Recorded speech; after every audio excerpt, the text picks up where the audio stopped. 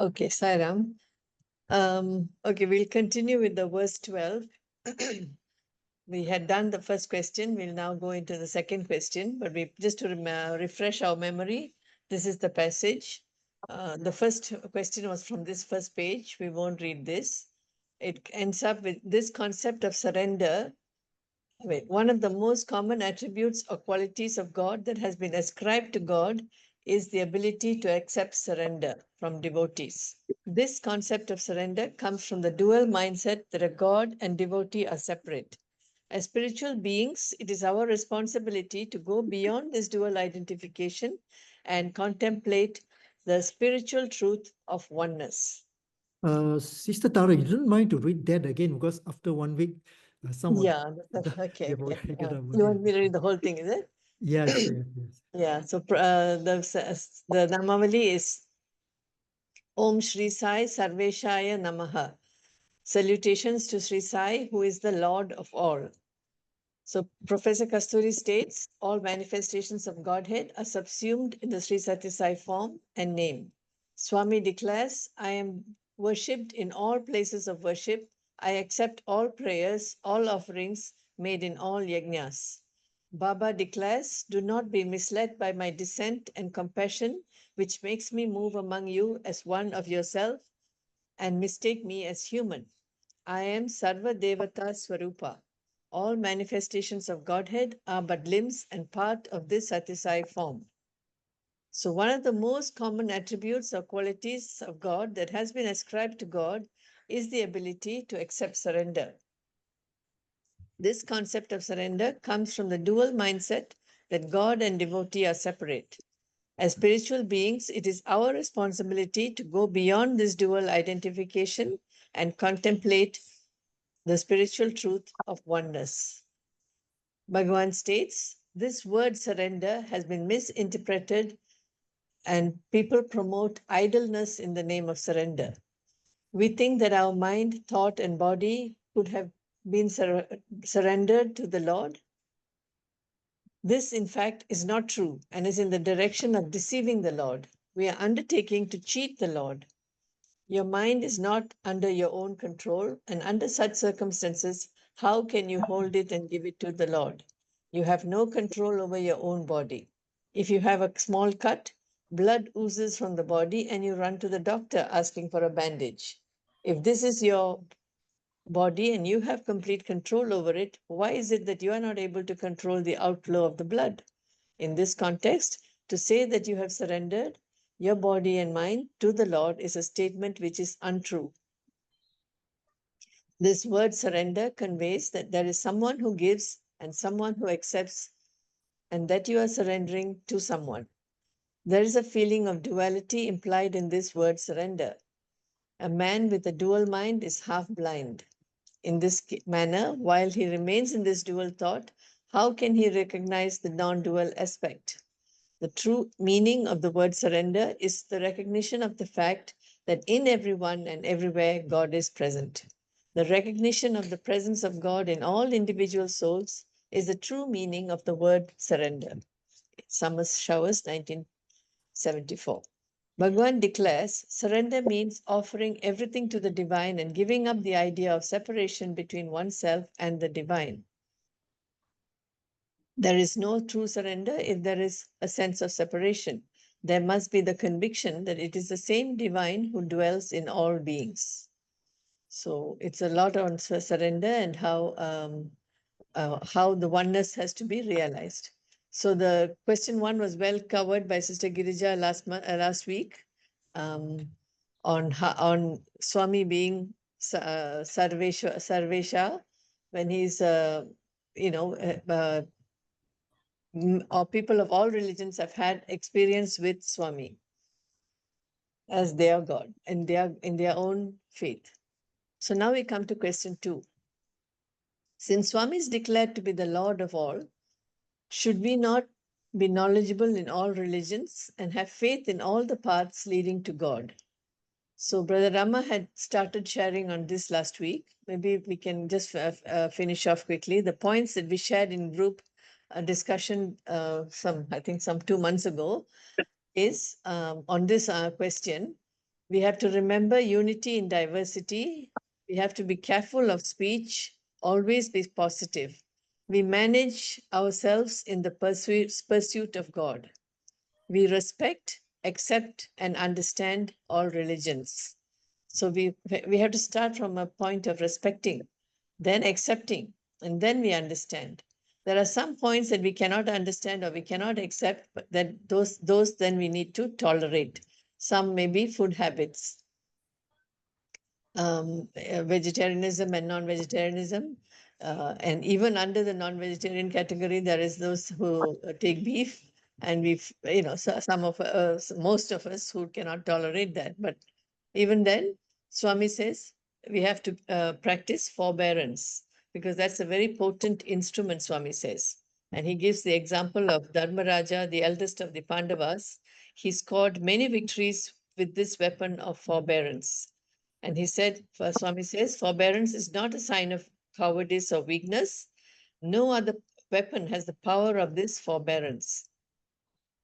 And it should not only be used as an individual instrument, it has to be experienced collectively. That is why the scriptures have commended collective forbearance at the very outset of a spiritual quest. So there is a mantra that we all chant. Let us live in move in harmony. Let us grow together. Let us cherish the wisdom that we have acquired together. So, and don't have misunderstanding amongst you. Okay, Tejasvina Vadita Mastu. Remember, we sing that, we chant that prayer. Yeah, so that prayer.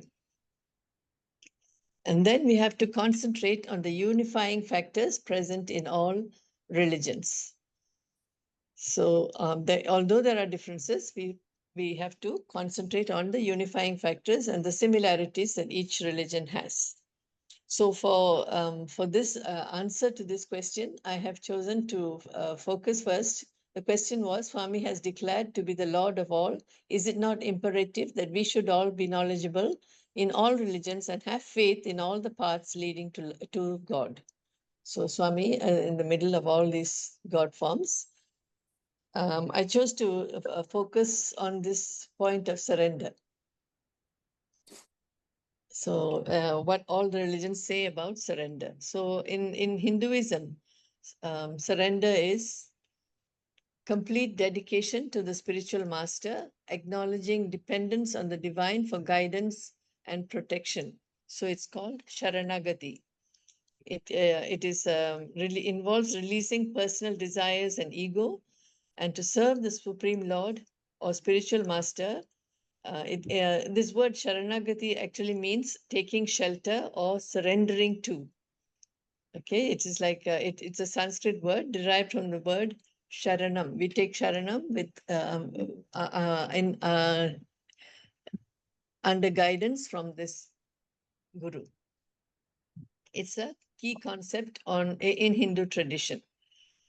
So this kind of dependence actually defines a true devotee of that absolute power, because he or she does not even think about help from anyone other than God. It is also about surrendering not just actions, but also one's ego, desire, and sense of self to the divine. This surrender requires unwavering faith in the divine's ability and willingness to guide and protect. So basically, getting grace of God. So example in the scriptures that we have heard about in Hindu scripture is in the Bhagavad Gita, where Lord Krishna advises Arjuna to surrender all his actions to the divine, emphasizing importance of bhakti yoga. Abandon all dependence on all your dharmas, on your duties, and take refuge in me, he says. I shall liberate you from all your sins, therefore grieve not. And that's why at the end of the war, Arjuna was absolved of his sin because he followed the master. He followed the advice of the guru, and the sin of killing didn't affect him. And then there is, of course, the story of Draupadi, where when she is taken into the hall when Yudhishthira gambles, and then what is that story? Yeah, story of Sharanagati of Draupadi when she was pulled into the, she's wearing a single piece of cloth, like a sari that's just like one single piece, and she was being disrobed by the Kauravas. All the her husbands, the five of them, could do nothing to save her, and she just put up her hands into the sky and she prayed to Krishna, and she says, Krishna save me. And at that point, the disrobing went on and on and on, and but the sari kept coming longer and longer, and she was saved from that scene because of her one-pointed dedication and Sharanagati to Krishna. So the Ekavastra didn't end. Dushasana endlessly pulled at the cloth, but it seemed never ending. After hours of trying, Dushasana collapsed in sheer exhaustion. Witnessing this miracle, the blind king of Hastinapura and the father of the Kauravas ordered immediately to stop. So what we see is like surrender means the act of yielding to the, in the West actually, this word surrender means the act of yielding to the power of another in the or acknowledgement of defeat. But this does not in any way reflect the true meaning in the Hindu spiritual tradition. Next, we go to what do the other religions speak about surrender. So in Buddhism, while the word surrender isn't really used frequently, the core concept is embodied in practices like letting go and non-attachment, aiming to release the ego's grasp. Recognizing the limitations of the ego and trusting in the natural unfolding of life. So Buddhism teaches that suffering arises from attachment to things, people, or experiences. By cultivating this non-attachment, practitioners can reduce suffering and cultivate a sense of equanimity. In Christianity, what does it say about surrender? Surrender involves a conscious and deliberate act of yielding oneself to God's will, authority, and guidance. Surrender in a Christian context is not passive resignation, but a courageous and active yielding to God's will. It is about trusting that God's plans are greater than your own and placing our lives in His hands, relinquishing personal desires and control in trust of His plan. In Islam, the concept of surrender, submission to Allah, to God or Allah, is fundamental.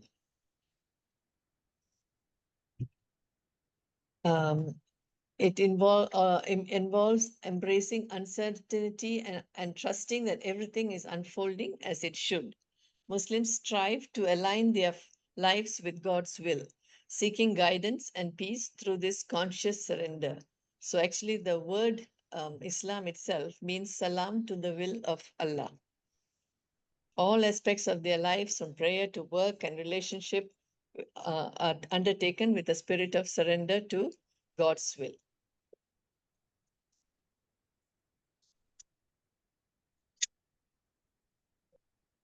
So what does Swami say about surrender in the passage that was given just now? He says the word is misrepresented and it is incorrect thinking. It promotes idleness and cheating. So the word is misused frivolously as if to cheat God when actually one is cheating oneself. This kind of representation leads to idleness. I have surrendered. Swami will take care, or Krishna will take care, is something we commonly hear. It is as if there's one who surrenders and one who accepts. This kind of duality should not be there. Swami says, recognize divine presence in all individual souls, reject the idea of separation from oneself and the divine, and realize the same divinity dwells in all beings. So just to read a quotation of Swami on surrender, it is not a question of giving ourselves to somebody else. One surrenders to oneself, Recognition of the Atma is oneself is surrender. Surrender really means the realization that there is nobody who surrenders, nothing to be surrendered, nor is there anyone to accept the surrender. All is God. There is only God.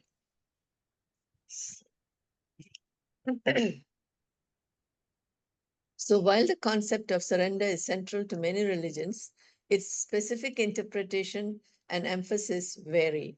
In Islam, it's about complete submission to God's will, while in Christianity, it is about surrendering worldly desires for a deeper relationship with God. In Judaism, it's about living according to God's laws and trusting in his plan. And in Hinduism, it is about devotion and seeking union with the divine. Anything so far? Anybody wants to?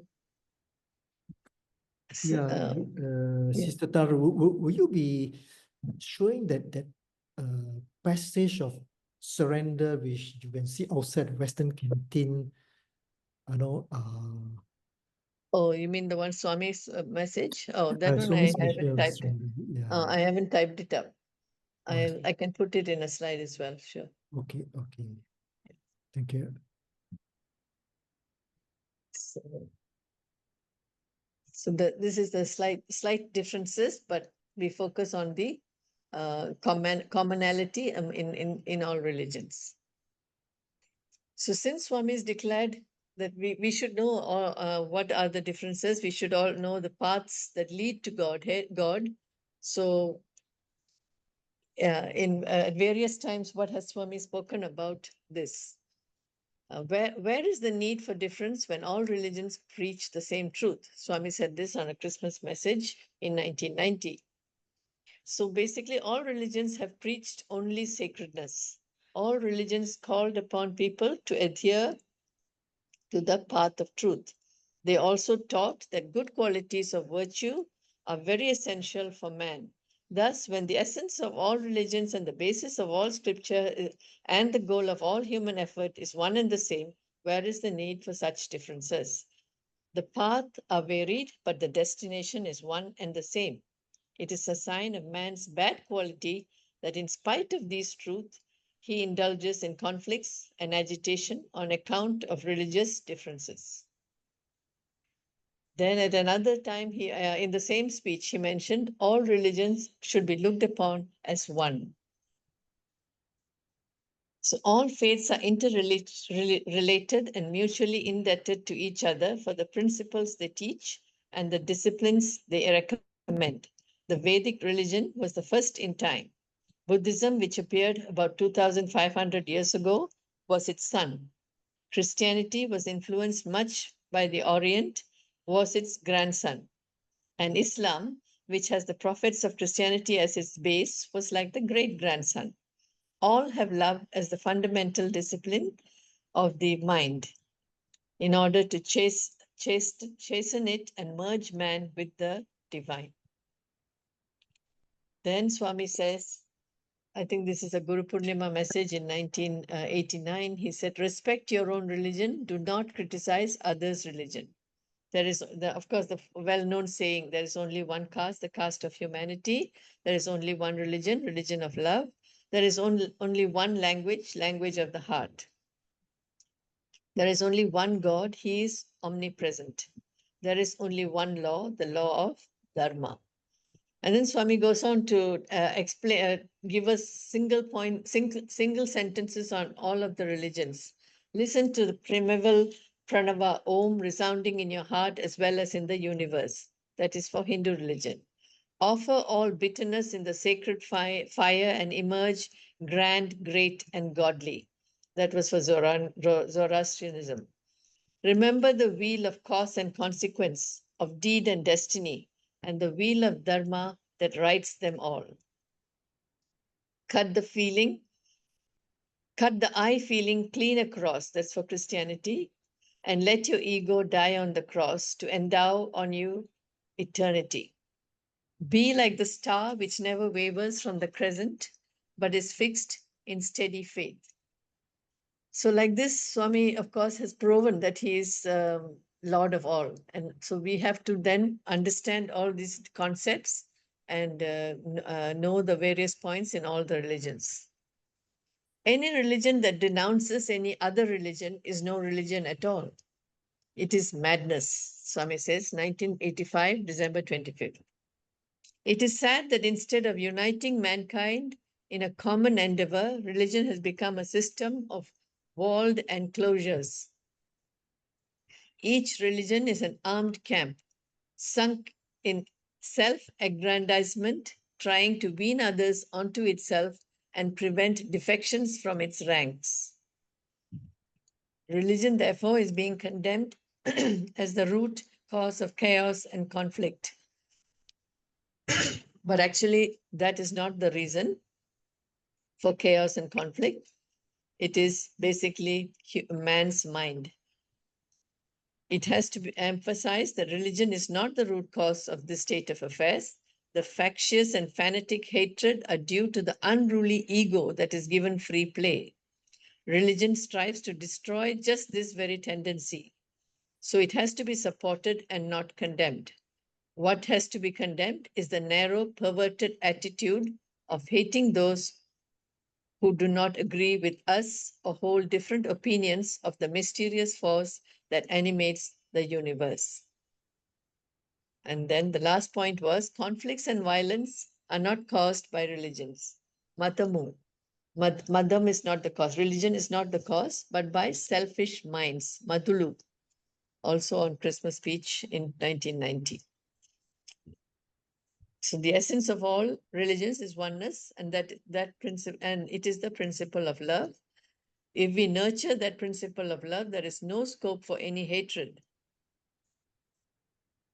Madam is not the cause. Swartha Madhulu are responsible for all the conflict. Are there not conflict among people of the same religion on account of diverse viewpoints? And this was around the time of the Iran-Iraq war. So Swami quotes that. He says, people in Iran and Iraq profess the same Islamic faith, but where is the reason and what is the reason for the conflict between them? 3/4 of the nations in the Western world are Christians, but what is the reason for the conflicts there? So he just goes on, Swami continues, the motive behind the formation and propagation of all these different faiths is the same. The founders and propagators were all persons filled with love and wisdom. Their goal, their target, their purpose, and their aim were all the same. No one had designed to divide, disturb, or destroy. They attempted to do good, see good, and be good.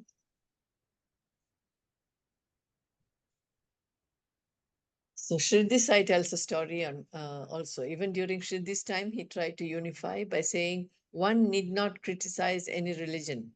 The stringed instrument veena has many strings that each give a different sound. But when the strings are out of sync, it is harsh on the ears. Though the strings are many and the instrument veena is one. When all the strings are struck in harmony, it gives out a melodious music. Whole country can be likened to a veena and all the religions to its strings. When all the religions are strung together in harmony, it leads to happiness. So one should have firm faith in this principle. Swami then continues to say, let the different faiths exist, let them flourish. Let my glory be sung in all the languages in a variety of tunes that should be the ideal.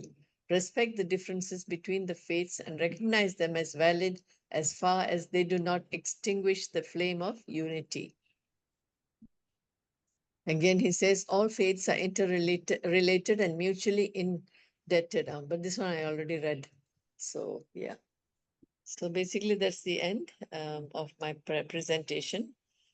Is there anything anybody wants to add to this? Sairam, sister. Sairam? We can see like most of the region we say God, but then it's separate. And Baba said this is cheating, But Yeah. that is the stage where we are all in, It's not wrong, right? Yeah. But Papa, when he said cheating and all that, it's because he's talking highest level, which Highest many level, of us could not understand. yeah, Even yeah. all other religion, probably Hinduism and Baba teaching will be similar because they talk about self-realization, oneness, you know. Yeah. Other than that, I think even most Muslim, even all Christian, will be against it. They say you are God, they will laugh. They They will laugh, laugh. I think so. They will laugh, you know. Yeah, I think Swami is using the word like cheating and all just to shock us into delving deeper and trying to understand what he's saying, basically. Yeah, definitely. Definitely, he's trying to awaken us to a higher level. Awaken, yeah. Yeah, Okay. that's true, Awaken the questioning mentality in people, basically. Yeah. The other thing is also people say when they surrender, they relax, they enjoy themselves. So Swami also don't like that kind of attitude. Yeah, he said don't be so also you lazy. must do your best, you know. Even the result come out not good, but you must also learn to accept and surrender, which a lot of people will not. Yeah, true. Yeah.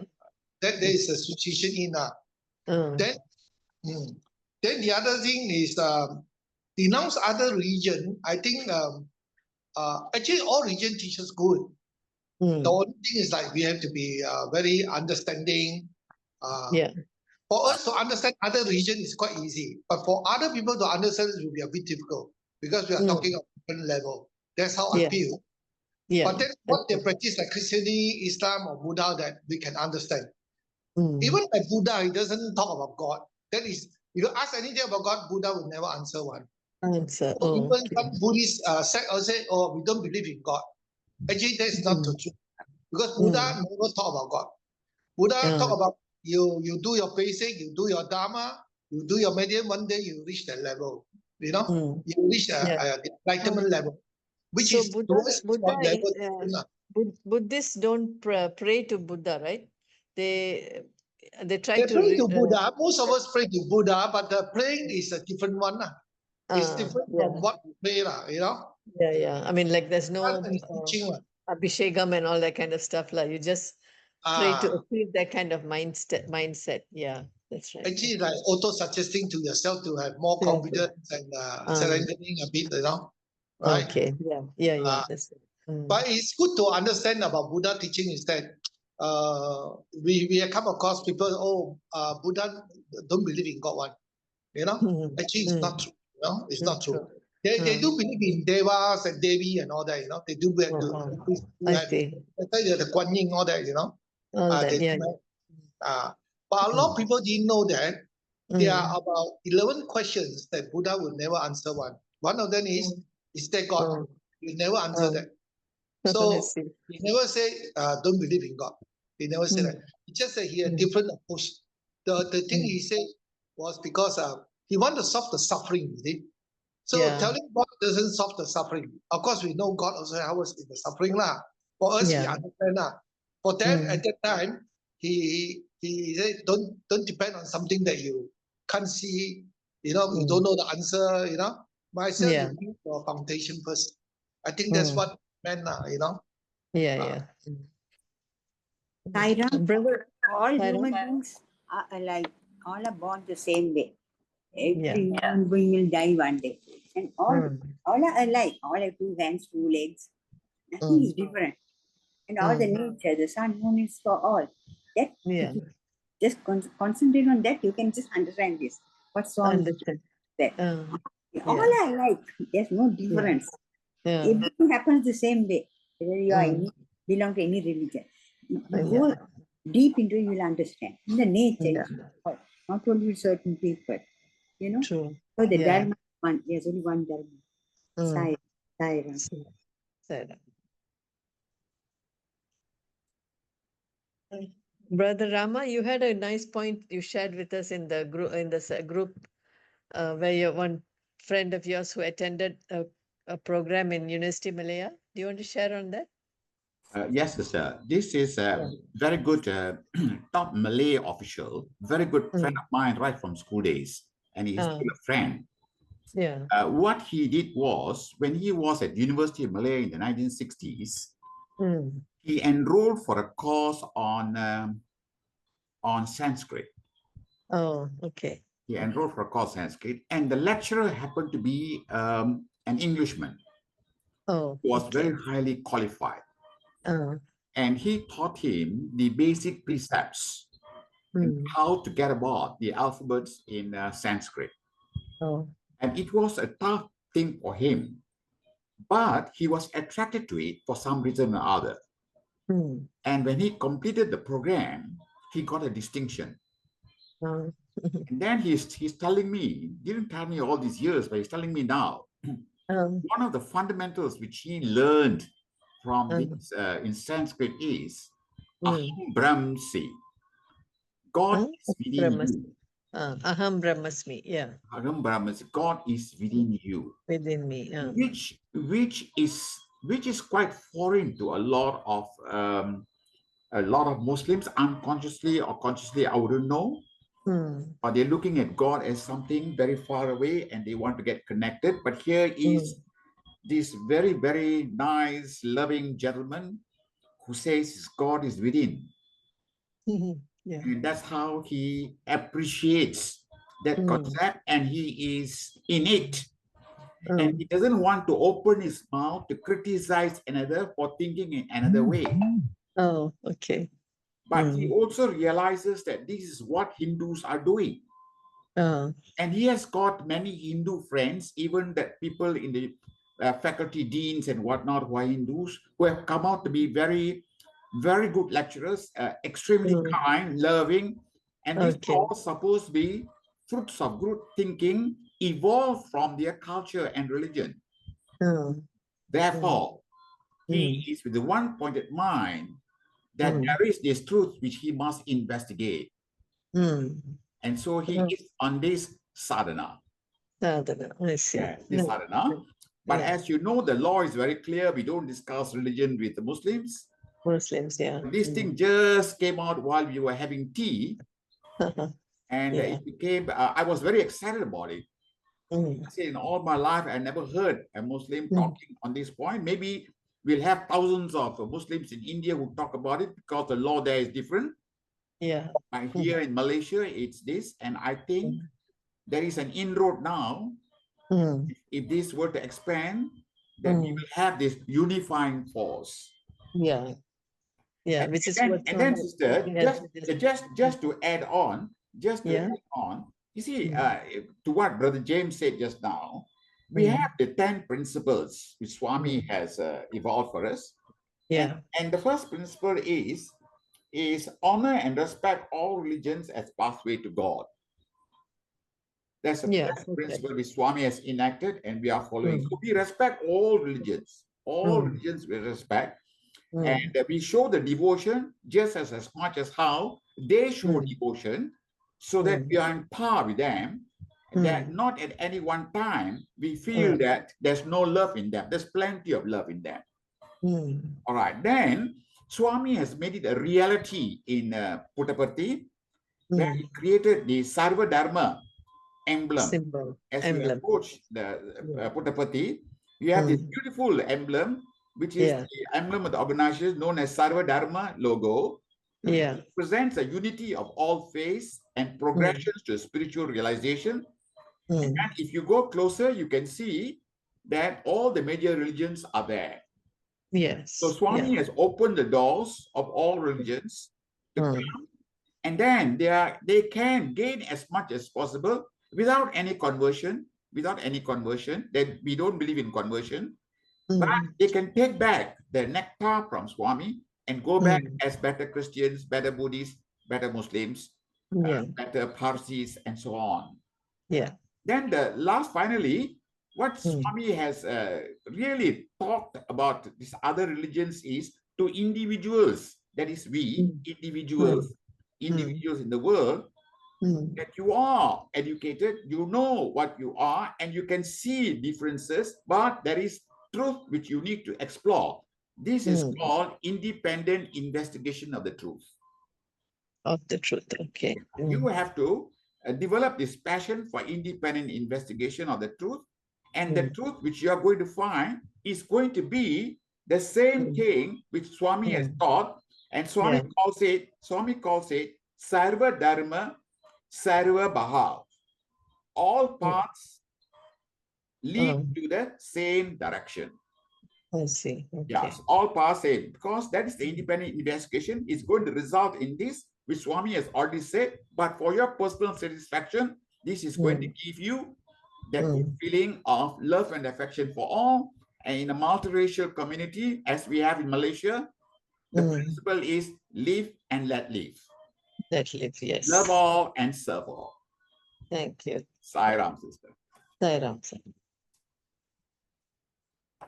Saram, Sister Tara, on the different faiths, the Sai Council of Malaysia, many years ago, we have published a booklet titled Unity of Faiths, where there's a description on each of the faith, and what is the common values that bind them together. I think I have the book here very long ago, my dad's time, Yeah, and we have actually converted that book into an e-book. I'll probably share the link later, and you all can download it and read about it. Like what you mentioned in the text is important for us to know, be knowledgeable of the characteristics, or the teaching of each of the faiths. Yeah, correct. So that would be a very valuable literature to look on. Okay. I'll stop share now, and then the Swami saying on surrender, I'll put in our chat box here. Okay. In fact, I managed to download that part of it, which was made by Arvind into a video. Okay. Shall I share it with Yeah, you can see. Okay. So let me just share it. All right.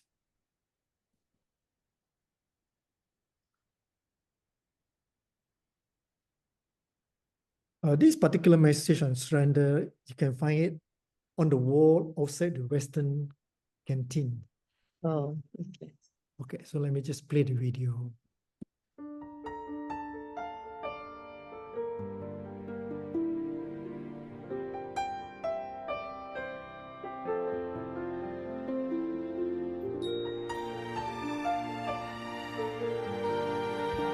Why get agitated?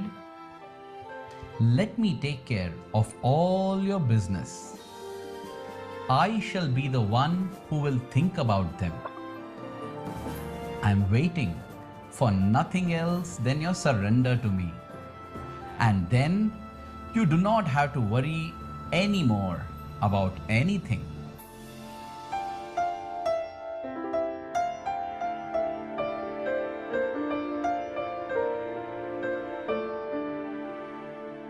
Say farewell to all fears and discouragement. You demonstrate that you do not trust me. On the contrary, you must rely blindly on me. To surrender means to turn your thoughts away from troubles, to turn them away from difficulties that you encounter and from all your problems.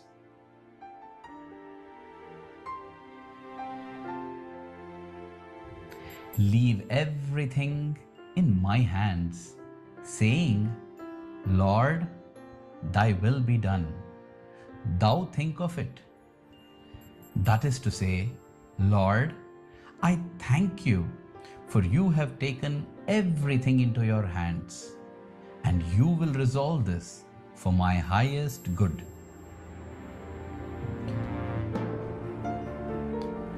Remember that thinking of the consequences of a thing is contrary to surrender. That is to say, when you worry that a situation has not had the desired outcome, you demonstrate that you do not believe in my love for you. You prove that you do not consider your life to be under my control and that nothing escapes me.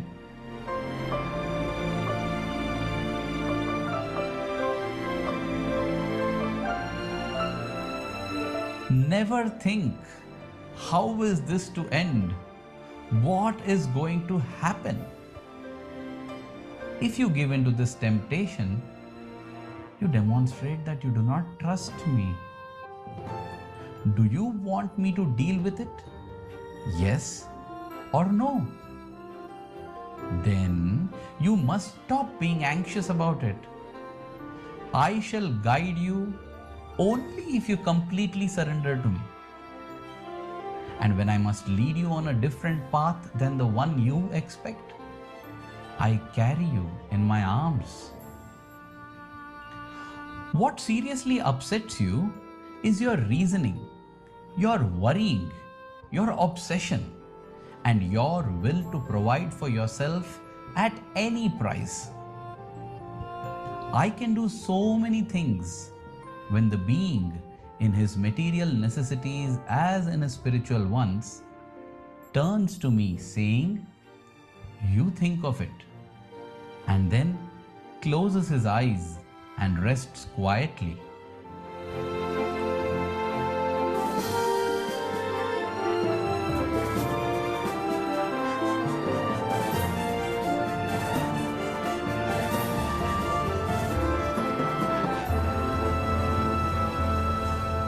You will receive a lot, but only when your prayer relies fully on me.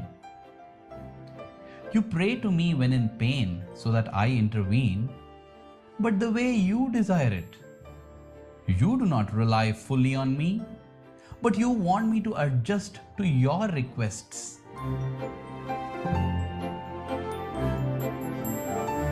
Don't behave like sick ones who ask for a treatment from the doctor, all the time suggesting it to him. Do not do that. But rather, even in sad circumstances, say, "Lord, I praise and thank you for this problem, for this necessity.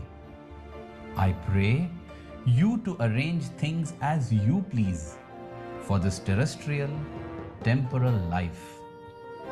You know very well what is best for me."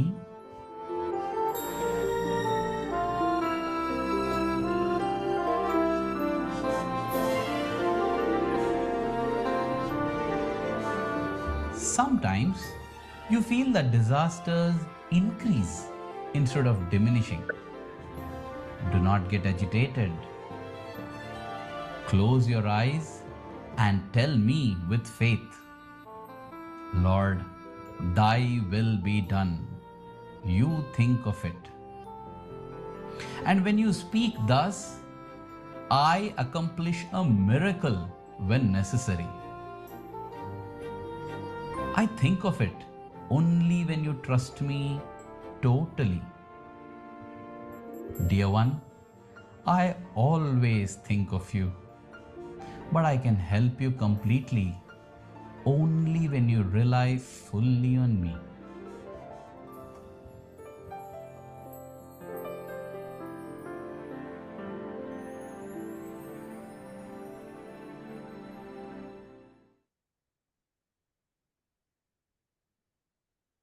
Yeah, Sir Rameshwan, so what do you think of this particular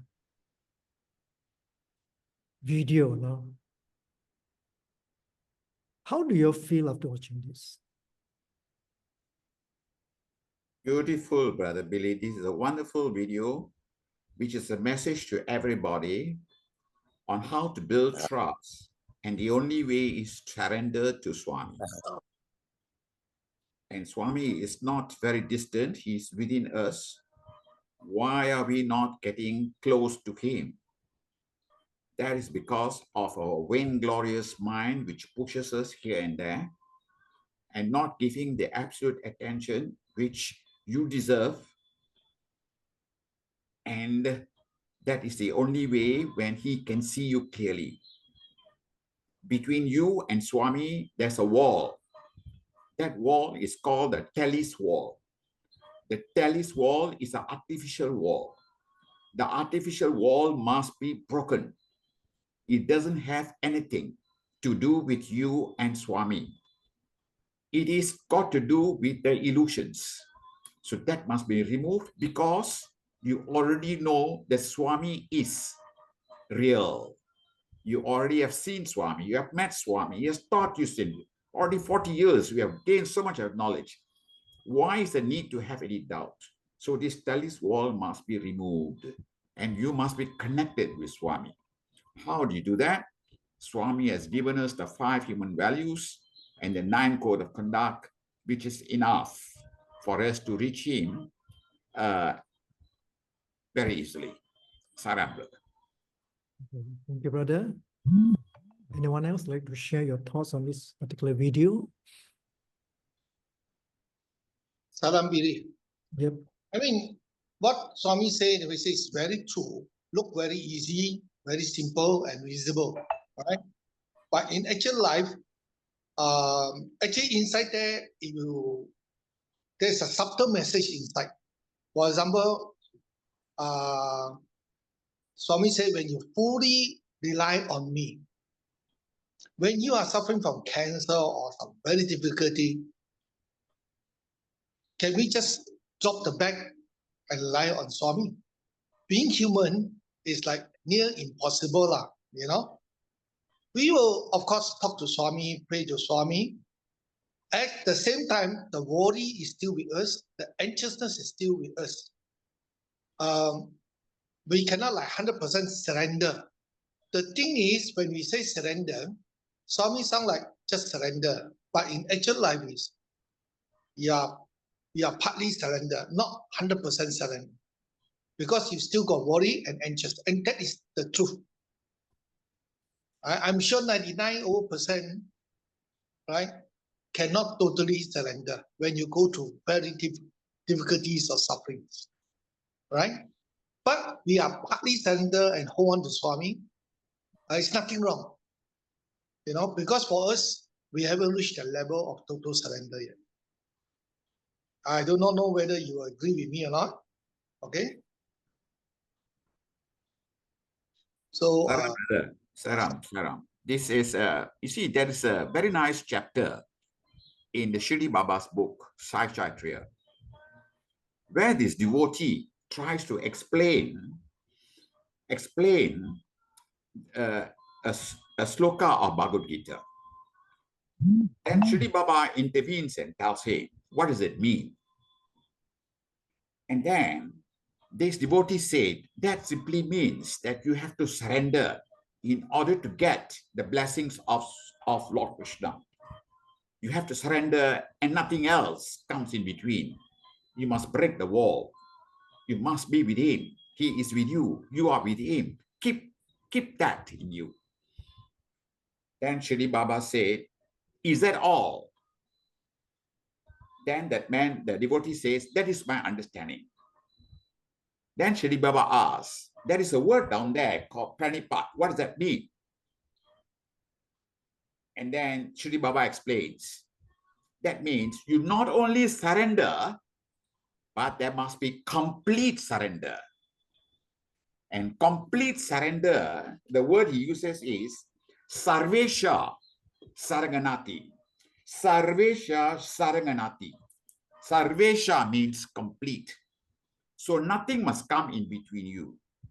Of course, we as ordinary human mortals will have all kinds of issues coming in between, and that might disturb our surrender. But we must be conscious that in order to reach Swami, nothing else matters but surrender. And that surrender will not come because you have fallen on the ground completely in prostration, kissing the floor and telling yourself, I've surrendered. That's not enough. It must be control of your senses, control of your pranas, control of yourself, and giving everything to him, and you are nothing. In the end, you are nothing. You want nothing. And what you want is to be connected with Swami, and Swami takes over you. To reach that stage is a lifelong journey.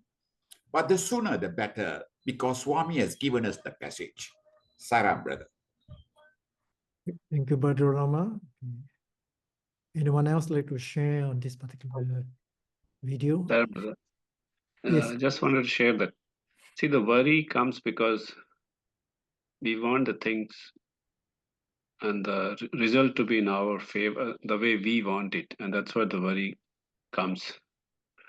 And the more we think about it, so we take different methods to get our desired result. And that's why the worry decreases our energy to fight back. Now you just think of as a cancer patient. He has given all the treatments, he has given all the medicines, but still there is no hope. He is deteriorating. So what happens is, at the end, then finally he surrenders to the God's will. Let that be there. And when that comes, what happens that the mind stops worrying about the result. He's saying he's working on it. And if I have to die, I have to die. How does it matter? Everybody has to die that one day. And these sort of thoughts, when it comes, the worry reduces. And this is where then we can say that the man is surrendering to God's will. So idea is that for normal human beings, we do things for results, isn't it? We take a project, we want it to succeed. We take we want our children or our family of money to grow and all those things. And these desires are worldly desires. So it is not bad that we should have desire to have these sort of feelings and to work towards it. But the only thing is that if thing doesn't happen, and when the things happen in our way, we feel very happy also. But when the thing doesn't happen, it is where the spirituality comes. It is where the surrender comes. That we have to just let go, accept the result the way it is. The way it is said that a patient who is dying, and I mean, he just finally has nothing else except to surrender, because doctor has said it is the last time, we cannot help more. And then he surrenders to God. But if that surrender, that sort of feeling, if is grown slowly with our experience in life, that whatever is happening is good for me, then we live a carefree life. And this is what Swami is trying to tell us with his assertion, with his confirmation, because we revere him and we love him. So that is also one of way of loving the God, that because we love him so much, and we have full faith when we have love. When somebody loves, like mother's words, we have full faith. In the same way, parents' word, teachers' word, we believe, then we in the same way, when we have the trust in our Sadguru or the God, I think that we see that it is the best for me. And when this thing comes, the surrender comes in our life also. And this is what most of the people, they do it, but they do it at the last moment. But if we can grow that intensity of surrendering from the every walk of the life, and from the childhood, from the younghood, I think this is what the surrender will help us in living a peaceful life. So it's a very, very powerful video. And anytime we have any problem, I think we should just open it and listen to the word. And because it is said that the most sincere prayers are not done in the temples or the churches, but it is done in the hospitals, because there all the intensity is towards the God, because we have lost all the hopes from our mind, who was giving the logic to solve the problem. So this, if we can have slowly grow towards that sort of surrendering, what we are doing in the hospital, that this is the only way, you please let me know, then I think that surrender will be a real powerful tool to live in the world. Sairam. Thank you, Brother Thank you, Manoj. I, Something was really a bit disturbing for for a period of time. It was just working on my mind, and I got her answers today. And I'm very grateful, Swami. Thank you so much. Whatever comes, we accept it. Don't try to solve or just, if you can solve, you solve. I'll just leave this one. That's good. It's very, very useful and very interesting and very useful, this video. Thank you so much, Sairam. Sairam? Yes, Saram sister. Yeah, I have a question. How about if somebody is worrying a lot about business and it's almost at the end of, like, it's going to collapse because of funds, and then there are many investors involved. Business is very good, but because of funds, you face a lot of problems, and how do you surrender? Okay, I mean, maybe last minute the company is going to collapse with no funds, all right, paucity of funds. How do you answer that question? The person is going through a lot of turmoil, trouble, and worries, and I don't know what not. How do you answer when you say, Baba, I surrender to you? I've got only 24 hours. I've got 2 days, with so much of hard work. People put hard work for 10 years, 15 years, and suddenly things happen like that. How do you surrender that way? I mean, what kind of, what is your state? What are you going to feel at that time? What will your state be? Okay. Sister, I think Anyone would like to share on that? yeah, sister. I think that you should bear in mind that Swami is already aware of your problem. Okay. 100%, because you're Sai devotee, Swami is already aware of your problem. But you must connect with Swami by telling him daily or at that moment, whenever you're free, probably in the mornings, you get up, sit down in that front of his altar, put some, whatever you need to put, offerings, and then you quietly silence your mind and bring Swami to your mind, to your heart, and you start talking with Swami on this very matter which is bothering you. And because it's so troublesome, you cannot finish it just in 5 minutes. You may have to sit a bit longer. You can lie down, you can sit in an easy chair, make yourself comfortable, because Swami is your friend. But with one condition, whatever you're talking must be very, very, very earnest. So earnest, because the problem which you are facing to another is nothing.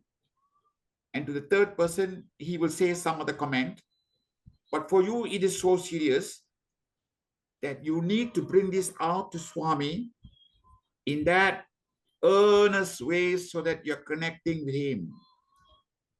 And having done that, you surrender to him to give you a solution. You can tell him while you're talking that you need this answer as soon as possible. And every day you look out for an answer. That's one way.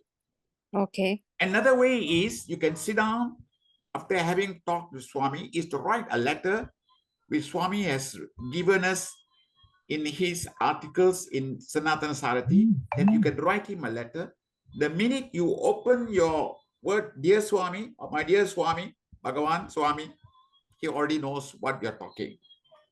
Now, the rest thing flows from your hand in 1 or 2 pages, or 1 page, 3 page, 4 page, 10 pages, up to you, explaining all your problems, bring it out totally. And then you just seal it and put it behind that altar of Swami's picture. And then you say, and then you can tell him.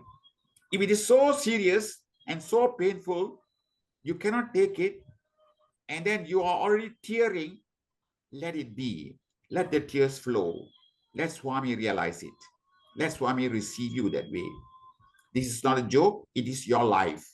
So how do you connect with Swami when it is so serious? So you got to do that privately, very nicely, in your house where it is most conducive. Because there in your house, in that corner, Swami's altar is there, and you are daily praying to him. He will for sure answer you. Then, other things which you can do is, while you are having this problem, you make out a list of names of people, relatives, friends, and others, who can contribute in order to solve your problem. Put up a list, maybe 20, 30, 100 names all over the world, wherever you have contact, and see whether these people may be able to help you to resolve the problem as well, bearing in mind that it could be Swami's direction to them to help you because of your connections presently and from previous births. That is another way as well. All these names you put in Swami's table and then Swami's altar, and you just leave it and wait for answers. And while you're waiting, you recite the Gayatri mantra. Gayatri mantra. Wherever you are, flow with the Gayatri mantra. And you say, this is not a show, this is something silent. I went for a very nice puja where a priest's son was initiated into the Gayatri mantra, and the whole process was such a long process. And I heard the word the chief priest uttered into the ear of this young boy who was receiving the Gayatri mantra. He said very clearly in Tamil, this is very personal to you. This Gayatri Amma is in your heart. You don't have to recite it loudly, he says. You just recite it softly, very softly, and be with her, be with her, be with her, and recite the mantra, and you will connect with her, and she will solve your problem. So you can say it softly in your house, wherever you are, without getting agitated. Even if others agitate you, you be calm and try to bring this order into you, because that is the way to reach Swami. That is the only way. You cannot do with your temperament, with your anger, with your frustration. All that must be taken off. That is why we are doing all this early in the morning. As I have read, Swami has come to the rescue of prayers of devotees who have been very earnest, very sincere, and very loving. And their love is shown from their tears of pain which they are bearing.